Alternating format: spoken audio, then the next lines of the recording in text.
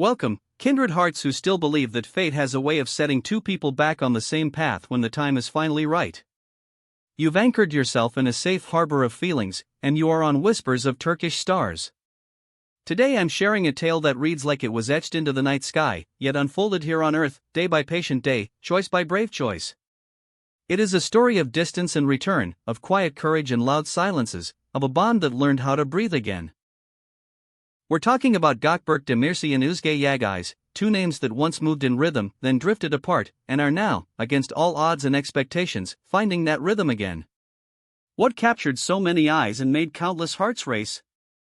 The answer is both obvious and intricate: a love reclaimed, not as a rumor or a performance, but as a second chance earned with care, humility, and the gentle persistence of two souls who never stopped listening to the echo of each other's footsteps. Before we step into this modern fairy tale with its measured beat and grown-up tenderness, do me a small favor. If you can feel the pulse of this story already, tap that like button. If you believe that love deserves a thoughtful second try, subscribe to the channel so we can keep honoring stories that show love doesn't always end when it changes shape, and if you want to help us keep telling these heart-deep narratives, the join button is right there. Ready to come home, not as a place but as a person? Then let's begin.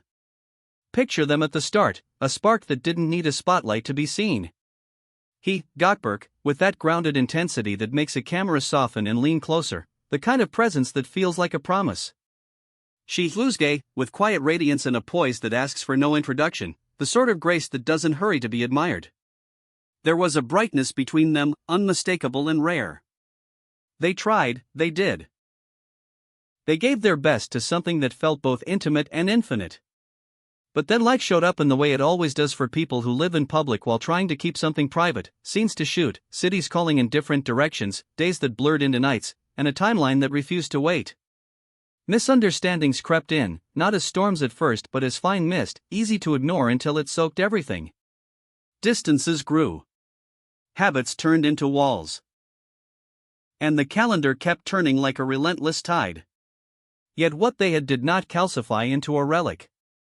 It drifted to a deeper layer, not gone, not even sleeping, just waiting, like a steady light you can't see from the surface when the waves are rough.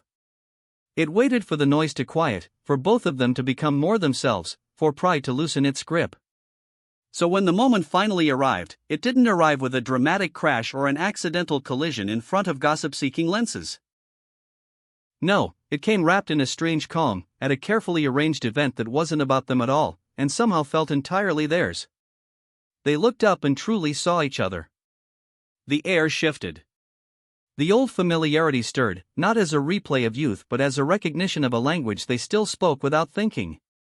Small talk tried to be a shield, but it fell away the second a laugh slipped out that belonged to their shared archive. Time had rearranged everything in nothing, and they knew it in the same breath. What stands out about their story now is its steadiness. There's no rush to recapture a blaze. There's a choice to tend a warmer, clearer flame. You can tell in the pauses they let exist and in the way their sentences don't cut each other off anymore. You can feel it in how they listen, as if each word is water after a long drought. They aren't trying to recreate a younger love. They're welcoming what survived after the noise faded. They're more defined these days, more aware of what they can give, and gentler toward what they can't. It isn't going backward, it's moving forward with eyes open. How does a reunion like this truly unfold? Slowly, like a melody you thought you'd forgotten until your fingers find the notes again without looking. It begins with catching up, yes, but not in a casual way. It's the story of who they became while they were apart. The battles they fought alone and won, the ones they lost and learned from anyway, the mornings they powered through, the nights that asked tough questions. There is laughter when a memory returns wearing a wiser smile.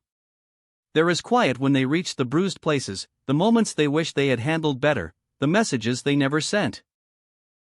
These conversations stretch past midnight, not because they're running from anything, but because neither wants to leave without closing a circle that had been left open too long. You can sense the intention guiding every exchange. When they ask what comes next, it doesn't sound like a test, it sounds like an invitation. Then appear the subtle gestures, the ones that do more work than speeches. A glance that stays for a heartbeat longer than politeness demands. Two hands that find each other and don't retreat. The chair pulled with quiet instinct. Tea poured before the question forms. The soft step aside in a narrow hallway. The shared understanding that sometimes the kindest thing is to let silence speak, and sometimes the bravest thing is to break it with truth. These are small things, but they map the architecture of trust, brick by brick, until a home stands where a ruin once was. And trust is the bridge that makes a second chance not only possible, but worth the risk. There's a reason nostalgia didn't sweep them away and call it love. Long before now, their connection had a foundation stronger than novelty, curiosity, attentiveness, and the rare ease of being fully yourself in the presence of another. A bond like that may go quiet, but it doesn't vanish. It waits for better weather. And when the season changes, when the spotlight softens, when pride steps aside, when purpose sharpens, it rises, not like a wave but like a tide you can rely on. But let's not pretend this is a sugar-coated fantasy. They carry the lives they built separately. There are obligations and early call times, flights that don't care how anyone feels, and the constant pressure of eyes that think they can vote on private happiness. They've learned the cost of being too open and the loneliness of being misunderstood by a crowd. So they move with caution that looks, from the outside, like mystery. It isn't secrecy, it's stewardship. They keep certain moments where microphones can't reach. They pull the curtains when the light is too bright. They refuse to let applause dictate pace. They draw boundaries as invitations to respect, not as doors slammed in anyone's face. What steadies their steps is the clarity both gained while apart. Gökberk seems more rooted now, less drawn to outshout the chaos and more devoted to protecting the quiet where real life happens. He knows the difference between showing up and staging a scene. And Özge moves with a composed strength, like someone who has decided where her piece begins and ends. She doesn't need to be understood by everyone, she aims to be understood by the one who matters. Together, they seem to have replaced urgency with intention, noise with nuance. Tell me, do you believe in second chances? Do you think time can temper a love without extinguishing it? Share your thoughts below, your stories of a return you never expected, of a door you thought was shut until it wasn't. And if this layered, tender chapter is speaking to you, your support through the join button keeps our microphone warm and our lights on, so we can keep honoring love in all its seasons. Now imagine the first true hello after everything. Not the public greeting, but the quiet one behind the scenes, where shoulders drop, and you can hear the soft breath between words. You can almost catch the unspoken sentence riding the edges of the moment, I wondered if we'd get here again. And then, sooner or later, the question that unlocks the rest, what did I miss? The answers are everyday and profound. The breakfast rituals, the personal victories no headline ever mentions, the disappointments that sanded them smoother, the joy that snuck in anyway.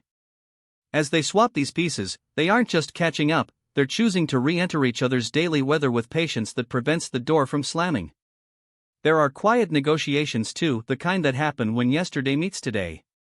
They decide what to carry forward and what to lay down with gratitude. They name the memories that steady them and let go of the ones that only weigh them down. They talk about boundaries while everything is calm, so boundaries never harden into barricades. Late night calls slip into early light, not because they're clinging, but because they're choosing to examine the little irritations that used to explode, choosing to insert context where impulse once lived, choosing to ask for what they need with honesty that feels like fresh air. Courage, in this story, doesn't look like fireworks, it looks like consistency. If you happen to catch them together, you won't see a spectacle. You'll notice a visible ease, a soft steadiness that doesn't demand an audience.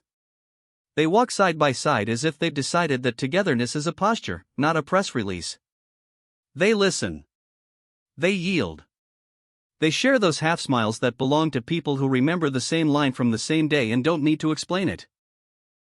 When a camera does snatch a moment, a glance too warm to be a pose, a silence too full to be empty, you can feel the years threaded between them. The chemistry is there, yes, but now it travels with a sturdier companion. Trust that stretches across the busy hours, affection that refuses to perform for a crowd, love practiced daily rather than displayed occasionally. For anyone who has watched their arc, this doesn't feel like a sequel trying to outdo the original. It feels like a paused story pressing play again at a wiser tempo. There's more patience now, more laughter that doesn't need to be loud to be real, and a tenderness that only arrives after you've learned what absence takes from you. Where could it lead? Towards something rooted and believable. Toward a romance reborn not as a replica, but as an evolution. Toward the brave idea that time, when used well, can become an ally. For Gökberk de Mircea and Özge Yagais, the thread that once frayed has been tied again with hands that know how easily a knot can slip if pulled too hard. There is no frantic rush to label every hour. There is a promise to honor a rhythm that belongs to them and no one else. And as we watch, we're reminded that the best reunions don't deny the past, they redeem it. They turn regret into wisdom and distance into perspective, until what remains is not the noise of yesterday, but the music of now. To everyone listening, we're witnessing something both delicate and strong. Gökberk and Özge are showing us that it is never too late to recognize where home truly is, and that home is sometimes a name said softly at the end of a long day.